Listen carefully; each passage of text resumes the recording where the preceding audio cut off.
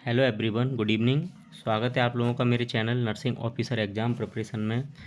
मैं अब्दुल हुसैन आपके लिए एक बार फिर इम्पोर्टेंट एमसीक्यूज़ का सेशन लेकर आया हूं, जो कि आने वाली नर्सिंग एग्ज़ाम्स के पॉइंट ऑफ व्यू से इम्पोर्टेंट रहने वाले हैं। तो चलिए स्टार्ट करते हैं आज के सेशन का पहला एमसीक्यू, जो कि है question number 1। For what clinical indicator should a nurse assess a client who is having a gastric lavage. देखिए, क्वेश्चन में पूछा है किसी पेशेंट का गैस्ट्रिक लावाज किया गया है। लावाज का मतलब होता है कि स्टमक में से कंटेंट लेना। लावाज मीन्स लेना, गावाज मीन्स देना। तो स्टमक में से गैस्ट्रिक कंटेंट को निकाला गया है।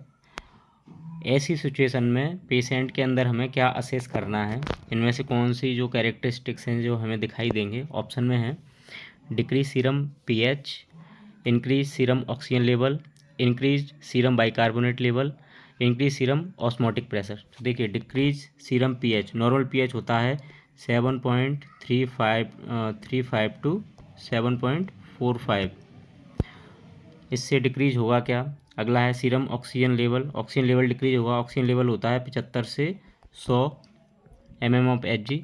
Increase serum bicarbonate level, carbonate का लेवल होता है जनरली आप देखेंगे 22 से 27 मिली ऑस्मोल पर लीटर। और decrease serum osmotic level, serum osmotic pressure का मतलब होगा यहाँ पर कि ब्लड में जब भी प्रोटीन की कमी हो जाएगी तो ऑस्मोटिक लेवल डिक्रीज चला जाएगा, क्योंकि जो प्रोटीन है स्पेशली एल्ब्यूमिन ऑस्मोटिक प्रेशर को मेंटेन करके रखता है ब्लड के अंदर। तो अब देखिए, गैस्ट्रिक लावाज हुआ है तो गैस्ट्रिक कंटेंट बाहर निकला है, तो सीरम का जो पीएच है वो घटेगा। क्या इंक्रीज सीरम ऑक्सीजन लेवल बढ़ेगा, क्या बाइकार्बोनेट लेवल बढ़ेगा, या फिर ऑस्मोटिक प्रेशर बढ़ेगा। तो ऑप्शन नंबर सी यहाँ पर राइट आंसर है, दैट इज़ बाइकार्बोनेट लेवल बढ़ेगा। इसका कारण ये है कि स्टमक में से जो कंटेंट निकला है उसमें मोस्टली जो कंटेंट है उसमें HCl मिक्स था। हाइड्रोजन आयन से उनका लॉस हो गया है, HCl का लॉस हो चुका है। इसकी वजह से क्या है कि जो बाइकार्बोनेट है उसका लेवल बढ़ जाएगा, और ऐसी सिचुएशन में जनरली हमें मेटाबॉलिक एल्कलोसिस देखने मिलता है। तो ये जो सिचुएशन है यहाँ पर मेटाबॉलिक एल्कलोसिस की कंडीशन है। तो option number C is the right answer, that is the increase serum bicarbonate level. Option number C यहाँ पर राइट आंसर है। चलते हैं अगले क्वेश्चन की तरफ। A client is to have parotidectomy to remove a cancerous lesion for which post-operative complication that may be permanent should the nurse monitor। किसी patient में पैरोटिडेक्टोमी करिए। पैरोटिडेक्टोमी का मतलब होता है पैरोटिड ग्लैंड को रिमूव कर देना। जो पैर में पैरोटिड ग्लैंड हमारे मीन्स पाई जाती हैं, ये जनरली हम देखेंगे तो जो मैक्सिला मैंडिबल के लेटरली हमें देखने मिलेंगी कि ये लेटरली दोनों साइड में ये दो पैरोटिड ग्लैंड पाई जाती हैं, जो कि सलाइवेशन या सलाइवा सीक्रेट करने के लिए, बनाने के लिए और सीक्रेट करने के लिए रिस्पॉन्सिबल होती हैं। और एक तरह की एक्सोक्राइन ग्लैंड हैं जो कि सलाइवा बनाती हैं। तो उसको अगर रिमूव कर दिया गया है तो पोस्ट ऑपरेटिवली आफ्टर सर्जरी कौन सा कॉम्प्लिकेशन जो पेशेंट है उसमें हमें देखने मिल सकता है। इनमें से ऑप्शन में है a tracheostomy, a raise syndrome, increase in salivation, और फेशियल नर्व डिसफंक्शन। तो देखिए, ट्रैकियोस्टोमी तो कोई कॉम्प्लिकेशन होता ही नहीं है। ट्रैकियोस्टोमी तो एक प्रोसीजर है, इसमें आर्टिफिशियल ओपनिंग करके ट्रैकिया में सेकंड टू थर्ड रिंग के आसपास ओपनिंग करेंगे और ऑक्सीजन को मैनुअली प्रोवाइड कराया जाता है। तो ट्रैकियोस्टोमी तो यहाँ पर एक प्रोसीजर है, ये कोई कॉम्प्लिकेशन नहीं है। नेक्स्ट है रेज सिंड्रोम। देखिए, रेज सिंड्रोम में क्या होता है, रेज सिंड्रोम एक ब्रेन का डिसऑर्डर कह सकते हैं हम। एक रेयर कंडीशन है जिसमें कि ब्रेन में स्वेलिंग हमें देखने मिलती है और इसमें हेपेटोटॉक्सिसिटी भी हो जाती है। तो रेज सिंड्रोम भी यहाँ पर रॉन्ग आंसर रहेगा। अगला है इंक्रीज इन सलाइवेशन। क्या सलाइवा में के सलाइवेशन में इंक्रीज होगा, सलाइवा ज़्यादा सीक्रेट होगी, तो ये इसका अपोजिट होगा, सलाइवा कम सीक्रेट होगी, क्योंकि पैरोटिड ग्लैंड को रिमूव कर दिया गया है।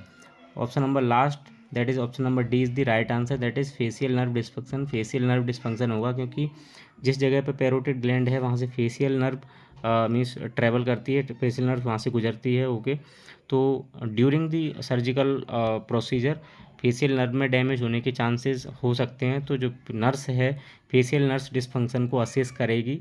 तो ये यहाँ पर राइट आंसर होगा that is option number D, facial nerve dysfunction के लिए असेस करेगी नर्स। चलते हैं अगले क्वेश्चन की तरफ। Question number 3, the nurse is admitting a client with Guillain-Barré syndrome to the nursing unit. The client has complaint of inability to move both leg and report a tingling sensation above the waistline. Knowing the complication of the disorder, the nurse should bring which most essential item into the client's room. देखिए patient को एक problem है जिसको कहते हैं गुलेन-बारी syndrome. अगर हमें गुलेन-बारी syndrome के बारे में पता है तो हम क्वेश्चन को बहुत ईजिली सॉल्व कर सकते हैं। गुलेन-बारी सिंड्रोम क्या है कि ये पेरीफेरल नर्व सिस्टम में होने वाली एक डिजीज़ है, जो पेरीफेरल न्यूरॉन्स जो होते हैं उनमें जो डिमाइलिनेटिंग अब जब हो जाएगा, दैट मीन्स कि श्वान सेल में डैमेज हो जाएंगे, डिमाइलिनेटिंग प्रोसेस जब हो जाएगी वहाँ पर, तो गुलेन-बारी सिंड्रोम हमें देखने मिलेगा। और ऐसी सिचुएशन में हम देखें कि असेंडिंग ऑर्डर में मीन्स लेग से लेके असेंडिंग लेग पैर से ऊपर की ओर हमें मीन्स डिसेंसिटाइजेशन हमें देखने मिलता है। तो ऐसी सिचुएशन में नर्स को क्या करना है, तो देखिए ऑप्शन देख लेते हैं। Nebulizer and pulse oximeter, blood pressure, cuff and flashlight.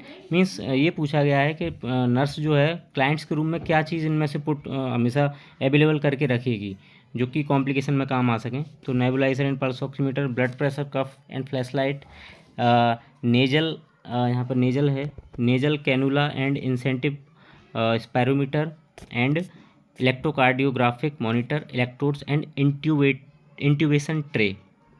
Okay, तो देखिए पहला है nebulizer and pulse oximeter. Nebulizer से क्या करेगी नर्स, नेबुलाइजर की इतनी ज़रूरत नहीं है। Blood pressure, cuff and flashlight, इसकी भी इतनी आवश्यकता नहीं है। Nasal cannula and incentive spirometer, इसकी भी इतनी नीड नहीं होगी। ऑप्शन नंबर डी यहाँ पर राइट आंसर है, that is the electrocardiographic monitor, electrodes and intubation tray.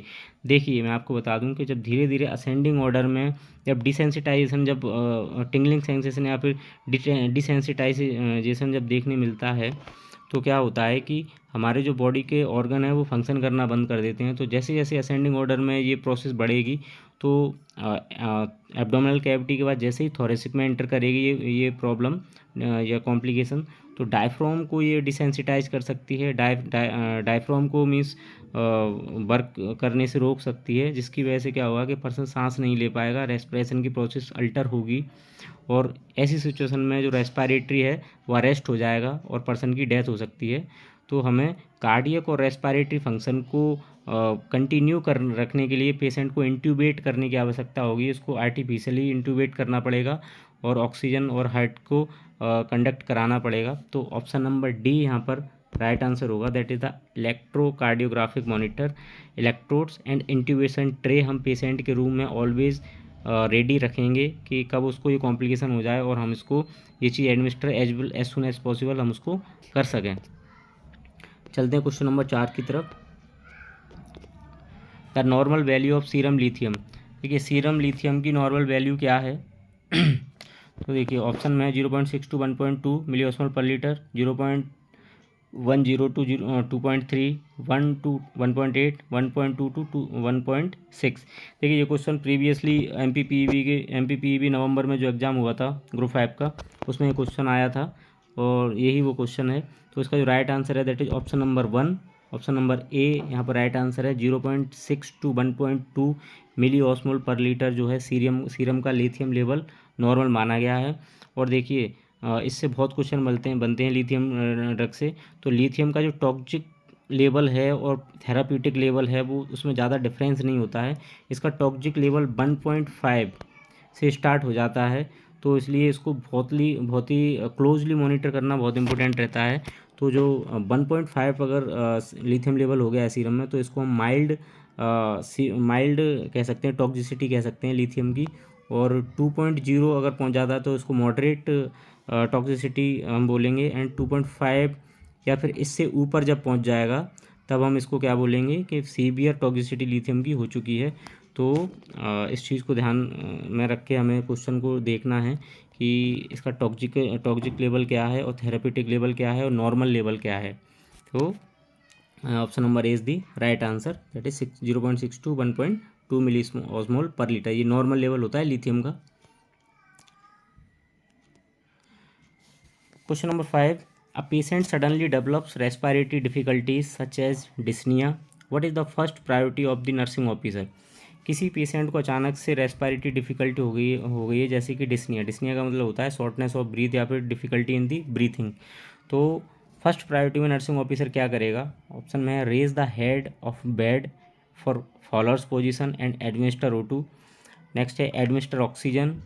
Option number C है check oxygen saturation. And last option है गिव सेमी फाउलर पोजीशन। तो देखिए, केवल सेमी फाउलर पोजीशन देने से कुछ नहीं होगा, ऑक्सीजन सैचुरेशन लेवल चेक करने से भी कुछ नहीं होगा, और हमें डायरेक्ट ऑक्सीजन नहीं दे देना है। पेशेंट जिस सिचुएशन में है उसमें ऑक्सीजन देंगे तो इतना ज़्यादा इफेक्टिव नहीं होगी।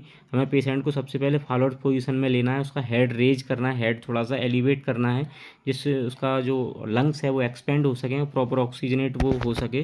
तो प्रॉपर पहले पोजीशन देने के बाद उसको हमें ऑक्सीजनेट करना है पेशेंट को। तो option number A is the right answer, that is raise the head of bed for Fowler's position and administer oxygen. Next है question number 6, what is early sign of increase intracranial pressure. देखिए, IOP बढ़ने का जो early sign है वो क्या है? Early और लेट दो तरह के साइन पूछ लिए जाते हैं, बहुत इंपॉर्टेंट है। देखिए, नॉर्मल IOP जो है, नॉर्मल इंट्रा ऑक्यूलर प्रेशर है, जो इंट्राक्रैनियल प्रेशर है, यहाँ पर गलत टाइप हो गया है, that is the intracranial pressure होता है ये। ऑक्यूलर प्रेशर तो आइज़ में होगा। तो नॉर्मल जो इंट्राक्रैनियल प्रेशर जो है वो हम कंसीडर कर लेते हैं approx 8 to 15 mm of Hg, और IOP ऑक्यूलर प्रेशर जो है वो 10 से 21 mm ऑफ Hg होता है, वो भी याद रखिए। देखिए, इंट्राक्रैनियल जो प्रेशर है 8 से 15 mm ऑफ Hg नॉर्मल होता है। जब 15 से बढ़ जाएगा तब वहाँ पर IOP जनरेट हो जाएगा, इंक्रीज हो जाएगा। तो इसका कारण जो है या तो एक्सेसिव प्रोडक्शन ऑफ CSF हो सकता है, या फिर जो एब्जॉर्प्शन है CSF का वो डिक्रीज हो गया है, तब ये कंडीशन हमें देखने मिलेगी। जनरली जो CSF का जो लेवल है वो 120 ml ऑलवेज ये जनरल काउंट किया गया है नॉर्मली। इससे अगर ऊपर बढ़ जाएगा तो ICP बढ़ने के चांसेस जनरली रहते हैं। तो देखिए, किन कंडीशन में अगर ICP बढ़ गया है तो इनमें से क्या जो सिम्टम है हमें देखने मिल सकते हैं। ऑप्शन में है Altered level of consciousness, decrease level of consciousness, bradycardia होगा, या इनमें से all of above. All of above तो हो नहीं सकता क्योंकि अर्ली साइन पूछा है। सबसे पहले हमें क्या साइन देखने मिलेगा? देखिए, अल्टर्ड लेवल ऑफ कॉन्शियसनेस का मतलब होता है कि लेवल, जो कॉन्शियसनेस का लेवल है वो थोड़ा सा गड़बड़ा रहा है और कन्फ्यूजन हो रहा है। इसकी जगह कन्फ्यूजन भी होता तो वो एकदम एक्यूरेट आंसर होता, that is confusion. Confusion, okay. तो कन्फ्यूजन, कभी कभी क्वेश्चन में ये आ जाता है सीधा कि कन्फ्यूजन ऑप्शन की जगह। तो ऑप्शन में कन्फ्यूजन है तो हमें सबसे पहले राइट कन्फ्यूजन कर देना, क्योंकि कन्फ्यूजन सबसे पहले होता है। That is the Altered level of consciousness and decrease level of consciousness, ये चीज़ हमें देखने नहीं मिलेगी। ब्रेडिकार्डिया ये लेट साइन होता है, that is the late sign of the increase intracranial pressure. तो जब लेट साइन में हमें ब्रेडिकार्डिया देखने मिलेगा। और ऑप्शन नंबर यहाँ पर ए जो है वो राइट आंसर है। ऑप्शन नंबर ए यहाँ पर राइट आंसर है, that is the Altered level of consciousness. It is also called confusion, okay. तो ये यहाँ पर राइट आंसर है। अगले क्वेश्चन की चलते हैं। Which of the following science test is the nurse assessing when a patient is able to stand with feet together and eyes open but sways और fall with eye closed। देखिए, एक test है जिसमें कि जो पर्सन है उसके दोनों पैरों को क्लोज हैं और पेशेंट को खड़ा कर दिया जाता है, और उसकी जब आंखें खुली हैं तब तो वो खड़ा है, लेकिन जब उसकी आंखों को बंद करवाया जाता है उस टाइम वो ऐसी सिचुएशन में उसका जो इक्विलिब्रियम बैलेंस है वो गड़बड़ा जाएगा और वो गिर जाएगा, फॉल हो जाएगा। तो इस टेस्ट को हम किस नाम से इनमें से जानेंगे? तो ये चोबास्टिक साइन है क्या? तो चोबास्टिक साइन ब्रुजिन्स्की साइन है, रोमबर्ग साइन है, या फिर कर्निंग साइन है। चोबास्टिक साइन हाइपोकैल्सिया में हमें देखने मिलता है, ब्रुजिन्स्की साइन हमें मेनिंजाइटिस में देखने मिलता है, ओके। एंड रोमबर्ग साइन, ये रोमबर्ग साइन है, देखिए ये राइट आंसर है, that is option number C. Romberg sign का मतलब होता है कि जब पेशेंट में हमें स्पेशली जो सेरिबैलम है उसमें अगर कोई इंजरी है या उसमें कोई डिजीज है या उसमें किसी प्रकार का अल्ट्रेशन हो गया है, तब ऐसी सिचुएशन में हमें पर्सन की इक्विलिब्रियम और कोऑर्डिनेशन बैलेंस को चेक करने के लिए रोमबर्ग साइन किया जाता है। अगर पेशेंट की आंख बंद करके उसको पैरों को दोनों को चिपका खड़ा किया जाता है तो वो बैलेंस नहीं बना पाता है अपना, और ऐसी सिचुएशंस को हम रोमबर्ग साइन के थ्रू असेस करते हैं। तो option number C is right answer. Kernig sign is also classical sign of the meningitis. Okay, तो ऑप्शन नंबर सी यहाँ पर राइट आंसर है, दैट इज रोमबर्ग साइन बोलते हैं हम इस टेस्ट को। अगला है oral hormonal contraceptive should be started from. Oral hormonal contraceptive है हमें कब स्टार्ट कर देनी चाहिए? 10th डे पे मेंस्ट्रुएशन के, 1st डे पे, 5th डे पे एंड 7th डे पे। तो देखिए इसका राइट आंसर 5th डे है। 5th डे पे हमें स्टार्ट कर देनी है ओरल कॉन्ट्रासेप्टिव। जो फर्स्ट स्टार्ट हम करते हैं 5th डे पे करते हैं। एमसी जो मेंस्ट्रुअल साइकिल का जो मेंस्ट्रुएशन फेज है उसका 5वां दिन जब होता है तब से हमें उसी भी स्टार्ट करनी है। इसमें 21 जो है हार्मोनल पिल होती हैं और 7 इसमें आयरन की पिल होती हैं। तो option number C is the right answer. An individual has the maximum number of oocytes। एक जो फीमेल है, गर्ल है, उसमें सबसे ज़्यादा जो oocytes हैं उनका नंबर सबसे ज़्यादा किस एज में होंगे? क्वेश्चन में ये पूछा है। ऑप्शन में by birth, by puberty, by middle age, same in all age. तो देखिए सेम इन ऑल एज तो होती नहीं है, आप समझ सकते हैं बुढ़ापे में जैसे मीनोपॉज होता है बहुत ज़्यादा कम हो जाते हैं, कम ही हो जाते हैं बिल्कुल। तो सेम इन ऑल एज तो यहाँ पर गलत ही आंसर है। मिडिल एज में भी नहीं होंगे। बाई प्यूबर्टी और बाई बर्थ में कन्फ्यूजन रहता है अक्सर, तो बाई प्यूबर्टी नहीं होता है, बाई बर्थ सबसे ज़्यादा होते हैं। अप्रोक्स में आपको बताऊँ बाई बर्थ 2 से 20 लाख के समथिंग जो हैं oocytes हमें देखने मिलेंगे। और अगर इसमें ऑप्शन में गेस्टेशनल पीरियड में अगर होता तो वो और भी राइट आंसर हो जाता, क्योंकि गेस्टेशनल पीरियड में और ज़्यादा होते हैं, लगभग 7 to 9 मिलियन oocytes हैं वो देखने मिलते हैं गेस्टेशनल पीरियड में। लगभग आफ्टर 24 वीक्स जो है oocytes हमें बहुत ज़्यादा सबसे ज़्यादा देखने मिलेंगे। बाई बर्थ पे थोड़े से कम हो जाते हैं, लगभग 2 से 20 लाख रह जाते हैं। तो अकॉर्डिंग टू ऑप्शन यहाँ पे ऑप्शन नंबर ए जो है by birth is the right answer. अगले क्वेश्चन की ओर चलते हैं। Alcohol dependence is indicated by. Alcohol, इनमें से कौन सी जो सिम्टम है वो ये इंडिकेट करेंगे कि ये पर्सन है अल्कोहल डिपेंडेंट है? डिजायर्ड ओकेशनली उसको कभी कभी अल्कोहल पीने की डिज़ायर होती है। अर्ली मॉर्निंग ड्रिंकिंग, डेली जग के शराब पीता है। विड्रॉल सिम्टम्स उसको आने लगे हैं, या फिजिकल सिम्टम्स उसमें कोई शो हो रहा है। तो इनमें से कौन सी चीज़ है वो डिपेंडेंस को इंडिकेट करेगी? तो देखिए डिजायर ओकेशनली तो नहीं करेगी बिल्कुल भी। अर्ली मॉर्निंग ड्रिंक करता है उसको भी हम समझा के मीन्स उसको बंद करा सकते हैं अल्कोहल, और ये डिपेंडेंस को इंडिकेट नहीं कर रही है प्रॉपरली। फिजिकल सिम्टम्स भी इंडिकेट नहीं कर रहे हैं। विड्रॉल सिम्टम इंडिकेट करते हैं। विड्रॉल सिम्टम का मतलब होता है कि जब पर्सन एकदम से शराब को छोड़ता है तो उसमें ट्रिमर्स आने स्टार्ट हो जाते हैं, स्वेटिंग होगी, उसमें एनोरेक्जिया होगा इनिशियल फेज में, और स्पेशली हेलुजिनेशन, उसको विजुअल हेलुजिनेशन मीन्स की जो प्रॉब्लम है होने लगती है।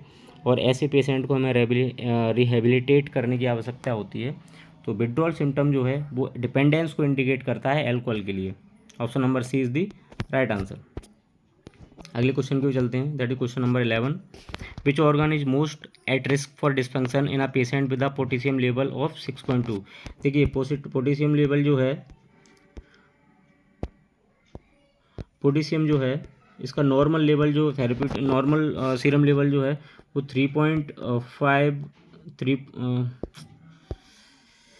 पोटेशियम का जो नॉर्मल लेवल है 3.5 to 5.1 milli osmole per litre माना गया है। जो नॉर्मल इसका लेवल है ये इतना होता है, और इसमें दिया गया है 6.2 में, दैट मीन्स पोटेशियम लेवल बढ़ चुका है। और पोटेशियम जब बढ़ता है तो ये कार्डियक डिसएरिथमियाज करता है। तो ऑप्शन नंबर डी यहाँ पर राइट आंसर हुआ, जो कि फैटल या लीथल कंडीशन हो सकती है एक पर्सन के लिए, क्योंकि कार्डियक एरिथमियाज होगा तो हार्ट फेलियर के चांसेस हो सकते हैं उसको। Option number D is the right answer. अगले क्वेश्चन की ओर चलते हैं। Highest oxygen concentration will be delivered by. इनमें से कौन सा जो ऑप्शन है जो हाईएस्ट ऑक्सीजन की कंसंट्रेशन को डिलीवर करेगा? नेजल कैथेटर करेगा, सिंपल O2 मास्क करेगा, नेजल कैन्यूला करेगा, पार्शियल नॉन रिब्रीदर मास्क करेगा? ये बहुत फेवरेट क्वेश्चन है, बहुत इंपॉर्टेंट क्वेश्चन है। ऑप्शन नंबर डी यहाँ पर राइट आंसर है। ये लगभग 60 to 80% जो है ऑक्सीजन डिलीवर कराता है, जो कि इनहेलिंग जो इंस्पायरेटरी ऑक्सीजन है 60 से 80% ये डिलीवर कराने का काम करता है। सबसे ज़्यादा परसेंटेज में यही देता है। Option number D is the right answer, that is non rebreather mask. Question number 13 की ओर चलते हैं। That is most distal blood vessel that can be palpated is. इनमें से सारी ही ब्लड वेसल से हम पाल्पेट कर सकते हैं, बट मोस्ट डिस्टल सबसे दूर वाली ब्लड वेसल कौन सी है जिससे हम पाल्पेट कर सकते हैं? ऑप्शन में popliteal artery, dorsalis pedis artery, femoral artery and partial posterior tibial artery. तो देखिए, जो पॉप्लिटियल आर्टरी है ये हमें बिहाइंड द नी, जो घुटने के पीछे देखने मिलती है, ये भी दूर है। डोर्सल स्पेडिस आर्टरी ये सबसे ज़्यादा दूर होती है, क्योंकि जो डोर्सल स्पेडिस है ये कह सकते हैं हम, जो टॉप ऑफ फुट है उसके पास में प्रेजेंट होती है, एकदम जो फुट है हमारा उसके पास में और उसके टॉप पर प्रेजेंट होती है। तो डोर्सल स्पेडिस यहाँ पर राइट आंसर है, option number B, it is the right answer. Femoral artery हमारे जो थाई है वहाँ पर होगी। पोस्टीरियर टिबियल आर्टरी हमारी जो काफ मसल होती है उसके आसपास होती है। Option number B, dorsalis pedis artery is the most distal artery by which we can palpate the pulse. अगले क्वेश्चन की ओर चलते हैं। Nurse patient ratio in general ward. General ward में नर्स पेशेंट का रेशियो क्या है? देखिए, आईसीयू में है 1:1, आईसीयू में 1:1 है। जनरल वार्ड में 1:3 होता है। ओके, जो सिंपल हॉस्पिटल है जनरल वार्ड 1:3 होगा। जो हॉस्पिटल जिनमें एजुकेशन होती है, हॉस्पिटल विथ टीचिंग, जो टीचिंग हॉस्पिटल्स होते हैं उनमें अगर ऑप्शन यहाँ पर टीचिंग हॉस्पिटल होता तो 1:5 हो जाता। ओके, ऑप्शन नंबर बी यहाँ पर राइट आंसर है, दैट इज 1:3 जनरल वार्ड में होता है, 1:5 टीचिंग हॉस्पिटल्स में होगा, 1:10 जो है जीएनएम स्कूल में होता है। जो नर्स और जो जो स्टूडेंट और टीचर का जो रेशियो है 1:10 जीएनएम स्कूल में देखने मिलता है हमें। अगले क्वेश्चन की ओर चलते हैं, that is question number 15 and last question of this session. That is very important question है ये कम्युनिटी का। आईसीडीएस प्रोग्राम रनिंग अंडर, जो आईसीडीएस प्रोग्राम है इनमें से किसके अंडर रन करता है? देखिए ऑप्शन में देख लीजिए, department of human resources, ministry of women and child health development NRHM, ministry of health and family welfare. देखिए पहला ऑप्शन तो बिल्कुल गलत है, इसके अंडर तो नहीं करेगा। ओके, एनआरएचएम 2005 में आया था, 2005 में एनआरएचएम आया था और 2013 में ये मर्ज हो गया एनएचएम में। तो एनएचएम में जो एनआरएचएम है प्लस एनयूएचएम है, मई 2013 में इसको मर्ज करके एनएचएम बना दिया गया। और जो ministry of health and family welfare है ये इसके जो इसका क्वेश्चन बनता है कि इसके जो डायरेक्टर हैं, इनके जो मिनिस्टर हैं वो कौन, उनका नाम क्या है? तो मनसुख मांडविया इनके मिनिस्टर हैं। और इसका जो राइट आंसर यहाँ पर है ये ऑप्शन नंबर बी है, that is ministry of women and child development. इसके अंडर पूरा आईसीडीएस का प्रोग्राम है जो कि रन करता है। और ये बहुत इंपॉर्टेंट क्वेश्चन है, मिनिस्ट्री से संबंधित एक क्वेश्चन पूछ लिया जाता है अंडर द कम्युनिटी। तो option number B is the right answer. Okay everyone, thank you so much. ये थे आज के कुछ इंपॉर्टेंट एमसीक्यू, आई होप आपके लिए हेल्पफुल रहेंगे। तो keep studying and keep watching my videos. Thank you so much.